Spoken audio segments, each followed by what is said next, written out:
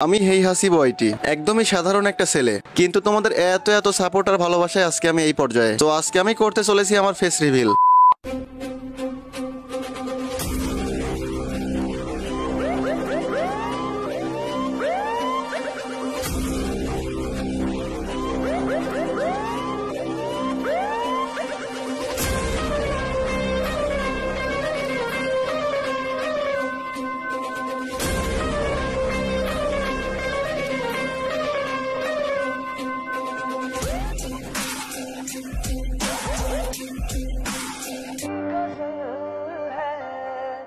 तस्वुर तुम्हारा तुम्हारे बिना।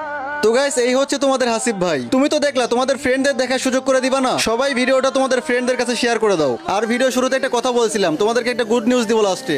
গুড নিউজটা হচ্ছে এই, তোমরা আমার এই ভিডিওটা যে কেউ ইউজ করতে পারো, যে কেউ তোমাদের ইউটিউব চ্যানেলে আপলোড করতে পারো। এটা একদম ফ্রি করে দিলাম তোমাদের জন্য।